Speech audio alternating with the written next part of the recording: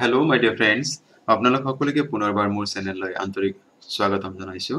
আজি আমি ভিডিঅ'টিত Assam TET exam 2021 ইংৰাজী ব্যাকৰণ খণ্ডৰ অতি দৰকাৰী পাঠ টেন্স এই সম্পৰ্কে কিছু নতুন নিয়ম আমি জানিম। আপোনালোকে ভিডিঅ'টি প্ৰথমৰ পৰা শেষলৈ চাব, নিশ্চয়কৈ উপকৃত হ'ব। আৰু আগন্তুক যি পৰীক্ষাৰ বাবে আপোনালোকে প্ৰস্তুতি চলাই আছে তাত টেন্স সম্পৰ্কে যিকোনো প্ৰশ্ন উত্তৰ অনায়াসে কৰিব পাৰিব। মৰমৰ বন্ধু বান্ধৱীসকল, যদিহে আপোনালোকক কোনোবাই প্ৰথমবাৰৰ বাবে মোৰ চেনেলটি চাই আছে আৰু মোৰ বিষয়বস্তু আৰু ইয়াৰ উপস্থাপন ভাল লাগে, চেনেলটি ছাবস্ক্ৰাইব কৰিব বুলি আশা থাকিল। আহকচোন বাৰু আজি আমি কিছু নতুন কথা জানি লওঁ। প্ৰথম প্ৰশ্ন দি আছে, don't talk here the baby. এটা আমি নিয়ম মনত ৰাখিব লাগে, যদি কোনো বাক্যৰ প্ৰথম অংশ বা শেষৰ অংশত ইম্পাৰেটিভ সেন্টেন্স থাকে, আদেশসূচক বাক্য, যেনেকৈ ইয়াত আমাক দিয়া আছে ডোন্ট টক হিয়াৰ, তেন্তে সেই বাক্যৰ বাকী অংশটো কি হ'ব? প্ৰেজেন্ট কণ্টিনিউয়াছ হ'ব। আৰু ইয়াত আমি দেখা পাইছোঁ ইয়াতে প্ৰেজেন্ট কণ্টিনিউয়াছ হোৱাৰ কাৰণে সাবজেক্ট আছে দ্য বেবী। সাবজেক্টৰ পিছত আমাক কি হ'ব? প্ৰয়োজন be verb am is are. গতিকে the baby third person singular হৈছে, গতিকে তাত কি হ'ব? ইজ। আৰু তাৰপিছত কি হ'ব? ভাৰ্ব প্লাছ আই এন জি, গতিকে স্লিপিং। গতিকে আমি দেখা পাইছোঁ যে ইয়াত অপশ্যন বি যিটো আছে, don't talk here the baby is sleeping, সেয়া শুদ্ধ হ'ব। পৰৱৰ্তী বাক্য, it is time Priya does to Delhi. সদায় আমি এটা নিয়ম মনত ৰাখিব লাগে যে যদি কোনো বাক্যৰ প্ৰথম অংশত ইট ইজ টাইম দিয়া আছে, তেন্তে সেই বাক্যৰ পিছৰ খণ্ডৰ যিটো ভাৰ্ব হ'ব সেইটো সদায় কি হ'ব? ভাৰ্বৰ পাষ্ট টেন্স হ'ব। গতিকে ইয়াতে ভাৰ্বৰ পাষ্ট টেন্স থকা এটা অপশ্যনে আছে, এইটো হৈছে went. It is time Priya went to Delhi. ভাবি লওক যে বেলেগ এটা চেণ্টেন্স দিয়া আছে, it is time we play football. তেতিয়া কি হ'ব? It is time we played football. Play শব্দৰ পাষ্ট টেন্স হ'ব। পৰৱৰ্তী প্ৰশ্ন, the man often does the Kamakhya temple. ইয়াত চাওক যে ইয়াতে আইডেণ্টিফাইং ৱৰ্ড দি আছে অফেন। অফেন আমি কি হয়? প্ৰেজেন্ট ইনডিফিনিটত ব্যৱহাৰ কৰোঁ। আৰু ছাবজেক্ট চাওক the men, singular number, third person singular number. আমি সকলোৱে এটা নিয়ম জানো যে যদি প্ৰেজেন্ট ইনডিফিনিট টেন্সৰ বাক্যৰ ছাবজেক্টটো থাৰ্ড পাৰ্চন ছিংগুলাৰ নাম্বাৰ হয়, তেন্তে ভাৰ্বৰ লগত এছ বা ই এছ যোগ হয়। গতিকে ইয়াতে কি হ'ব? The man often ভিজিটছ।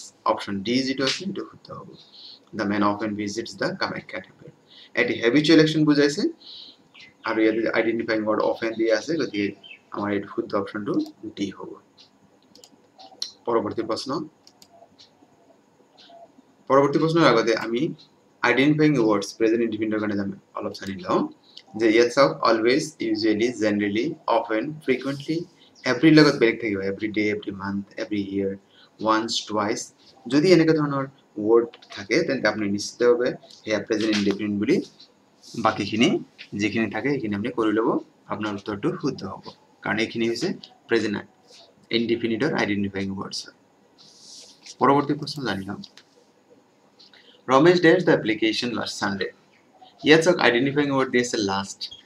যদি কোনো বাক্যত last week, last month, last Friday এনেকুৱা ধৰণৰ কিবা থাকে, তেন্তে আপুনি মনত ৰাখিব যে সেই বাক্যটো চিম্পল পাষ্ট টেন্সৰ হয়। চিম্পল পাষ্ট টেন্স লিখাৰ নিয়ম হৈছে ছাবজেক্টৰ পিছত কি হয়? ভাৰ্বৰ পাষ্ট টেন্স হয়। গতিকে ৰমেশৰ পিছত কি হ'ব?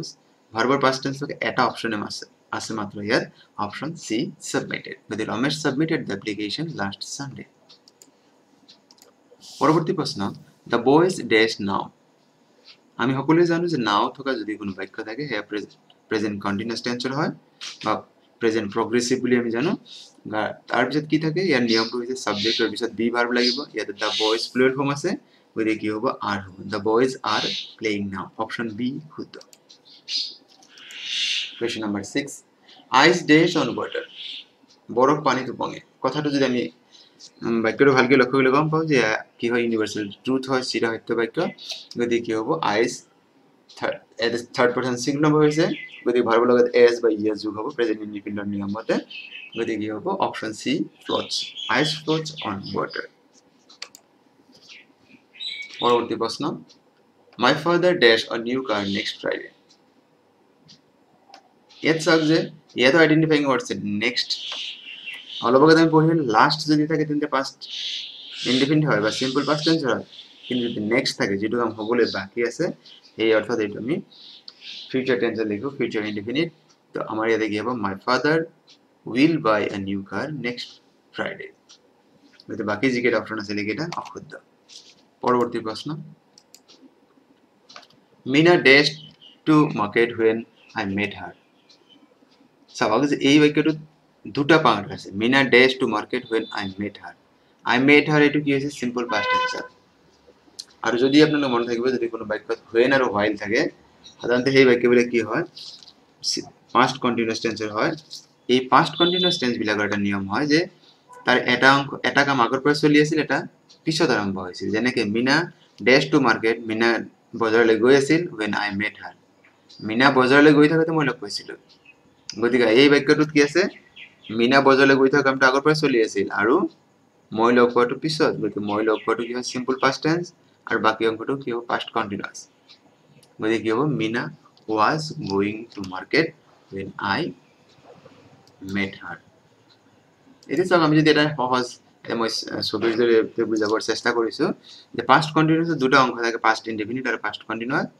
বাক্যত কি থাকে when বা while থাকে আৰু মনত ৰাখিব যেটো কাম আগৰ পৰা চলি আছিল তাক বুজাবৰ কাৰণে পাষ্ট কন্টিনিউয়াস লিখো আৰু যেটো কাম পিছত আৰম্ভ হয় তাৰ কাৰণে আমি সিম্পল পাষ্ট টেন্স বা পাষ্ট ইনডিফিনিট লিখো নিশ্চয় আপোনালোকে বুজি পোৱাত অসুবিধা হোৱা নাই আৰু ভিডিওৰ এই বিষয়বস্তু বা আপোনালোকে যিখিনি নিয়ম মই ধৰক আপোনাক শ্বেয়াৰ কৰি আছো আপোনালোকে কেনে পালে আপোনালোকে কমেন্ট বক্সত জনাব বুলি আশা থাকিল আহকচোন বাৰু পৰৱৰ্তী প্ৰশ্ন জানি লওঁ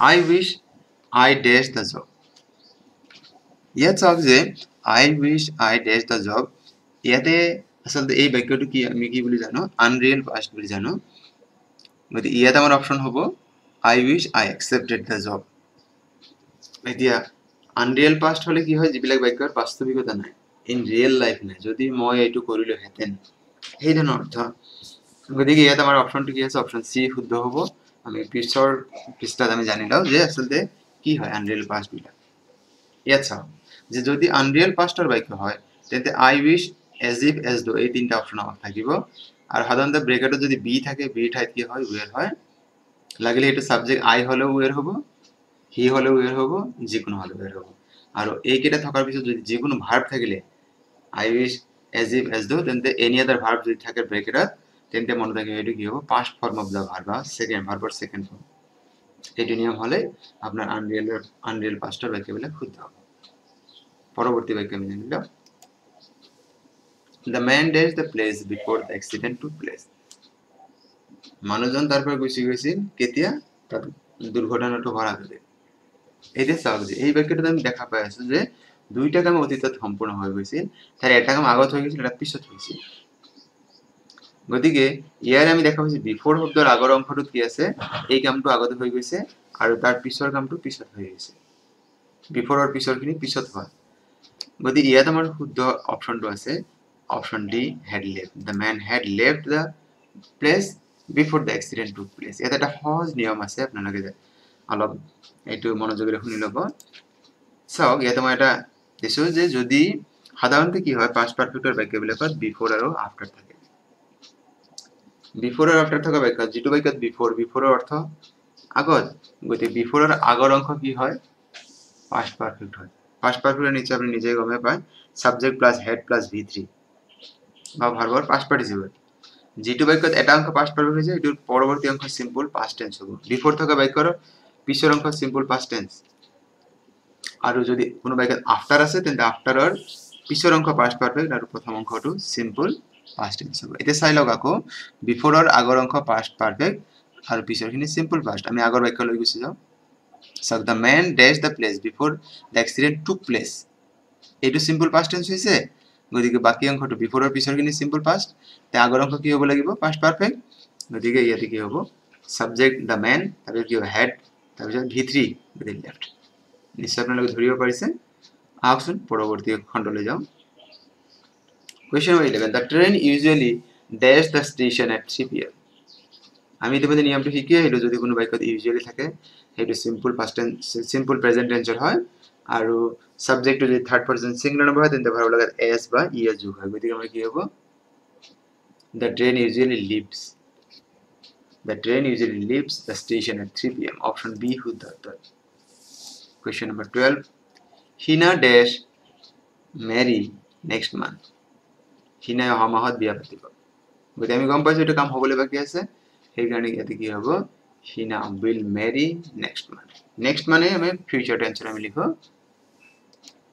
পৰৱৰ্তী বাক্যত লিখা they dash in USA for 10 years for 10 years যদি কোনো বাক্যত for or since থাকে in general আমি জানো যে present perfect continuous tense আৰু ইয়াতে যদি আমাৰ period of time বুজাইছে for 10 years গতিকে আমাৰ ইয়াতে কি হ'ব এই বাক্যটোৰ প্ৰেজেন্ট পাৰফেক্ট কন্টিনিউয়াস টেন্সৰ হ'ব আৰু তেতে কি হয় সাবজেক্টৰ ভিতৰত have been বা has been তাৰ ভিতৰত কি হয় V4 হয় গতিকে আমাৰ ইয়াতে কি হ'ব they প্লুৰাল ফৰ্ম আছে গতিকে কি হ'ব they have been living হেইটোৱে শুদ্ধ উত্তৰ অপচন ডি যেটো আছে এটো শুদ্ধ উত্তৰ হ'ব কাৰণ ইয়াতে আমাৰ point of period of time 10 years তোমাক দেখাই আছে বুজাইছে গতিকে they have been living in USA for 10 years question number 14 the other day Rashmi dash a new dress সব যদি কোনো বাক্যত the other day বা it is time থাকে তেন্তে সেই বাক্যৰ পিছৰ যেটো অংশৰ ভার্ব হ'ব এটো past tense হয় simple past মানে সাবজেক্ট মানে যেটো ভার্ব হ'ব এটো V2 ভাৰ্বৰ past tense হ'ব গতিকে যে ভাৰ্বৰ past tense থাকে মাত্র এটা অপশন আছে অপশন